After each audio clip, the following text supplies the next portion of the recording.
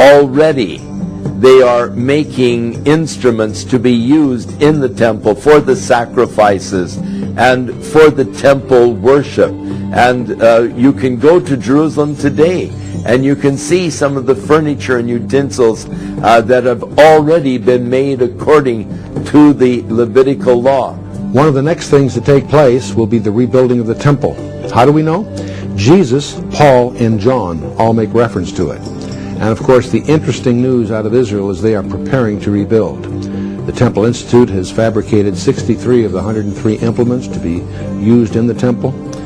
There are several hundred young men being trained to serve as priests in the temple. Scientists are in earnest, searching out the remaining loose ends, not the least of which is the precise location of the temple. There's something in the Israeli soul about this temple. They already have the plans, they've got the stones, they've got the instruments, they've got the robes and so forth. They're ready to go. And the temple will indeed be rebuilt. And the Antichrist is the one who will allow this to happen. Several Bible verses confirm that the Jewish temple will be rebuilt in Jerusalem during the final days. In Revelation chapter 11, verse 1, we read, "Rise and measure the temple of God, the altar, and those who worship there." God foretold all of this, and this is the great sign. You say, does God exist? How do I know God exists? Israel. Take a look. Exactly what he said would happen has happened. You can't be an atheist. You can't be an agnostic. Nobody can deny it. These are the facts. It's happened before our very eyes. And of course, there's more yet to come. And because what he foretold has already happened, we have every confidence that what he says is yet to happen will indeed happen exactly as the Bible says.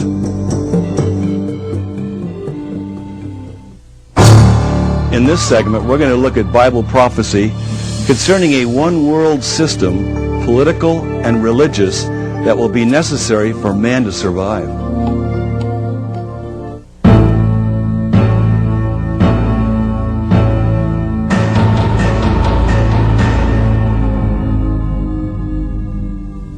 According to the Bible, in the last days, all of the world will be gathered together in sort of a global community, ruled by this one man, empowered by Satan, known as the Beast, or the Antichrist, or the Man of Sin, or the Son of Perdition.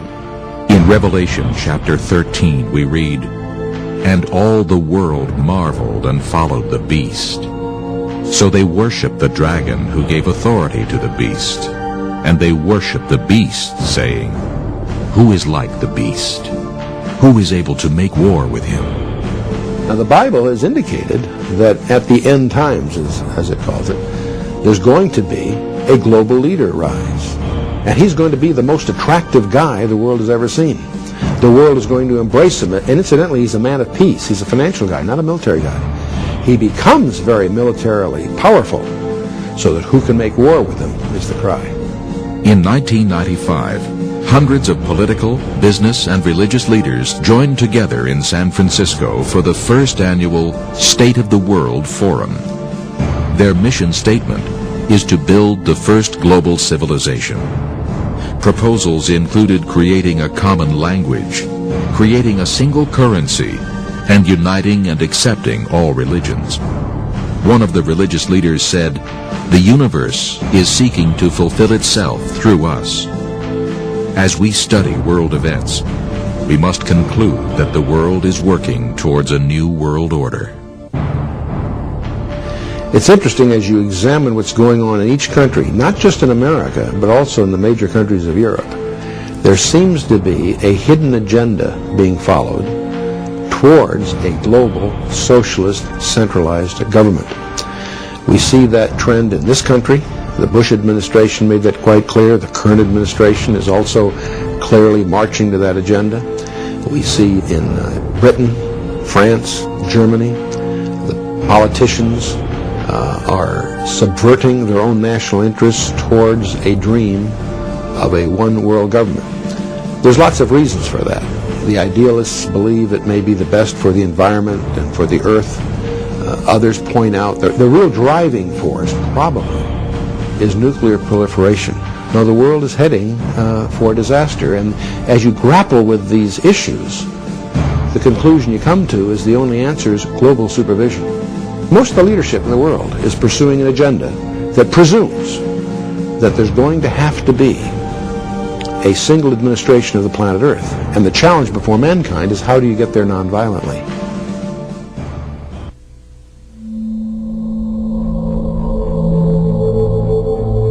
I think everybody realizes we're heading for a one-world government. You have to. We've got to get rid of wars, rivalry between nations, but we're also heading for a one-world religion. You have to.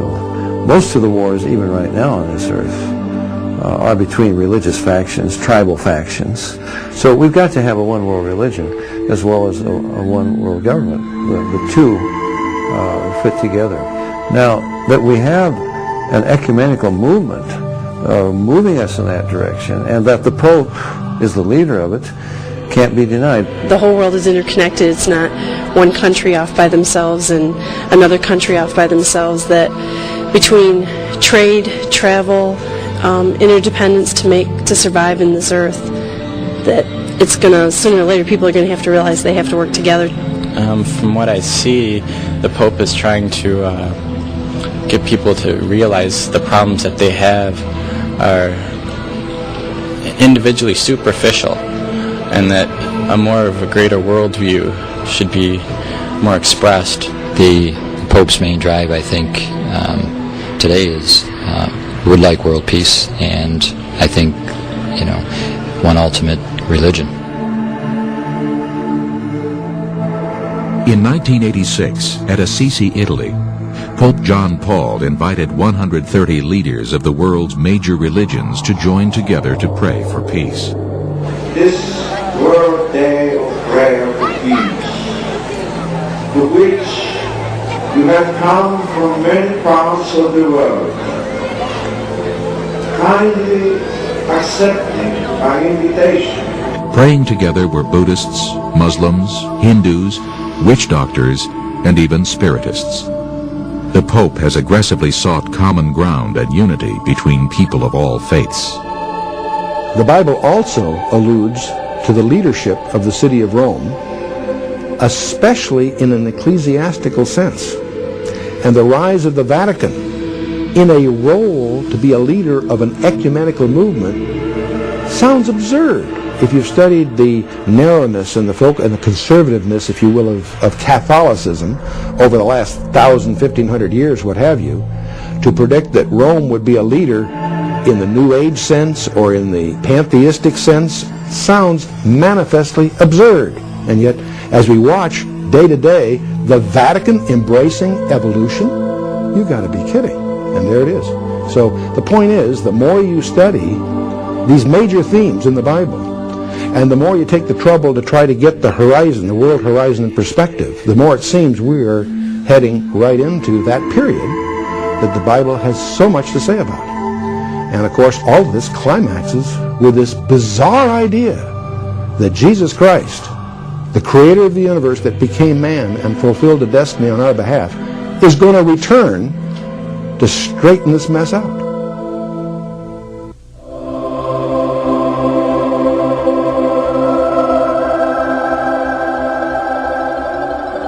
I believe that we are living in the most significant days of history that this world has ever known, and that Bible prophecy is being fulfilled, and the return of Jesus Christ is at hand. This is a time to make a decision. This is a time to acknowledge and accept who God is and what He has done. We've been talking about signs of the second coming of Jesus Christ. He said in Luke's Gospel, when you see these things begin to come to pass, then you look up and lift up your head, for your redemption is drawing nigh. He didn't say when they're fulfilled, all complete, but when they begin to come to pass, it's time for us to look up and lift up our heads. If ever there was a time when we need to be looking for the return of Jesus Christ, it is now. I believe that we're being plunged into that period of time about which the Bible says more than any other period of time in history for the following reasons. As we study the Bible, there are probably about a dozen major themes of prophecy. There's a whole theme about the nation Israel, the city of Jerusalem, the temple.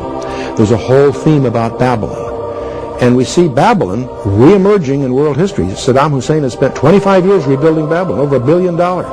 There's a whole theme about Magog, that is Russia and its allies invading Israel. There's a whole background there. While all this is going on, the re-emergence of a European superstate, a move towards global religion. While all this is going on, a move towards global government.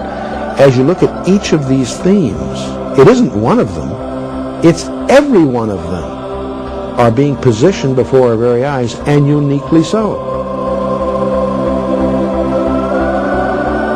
For many years of my life, I had embraced a worldview that was based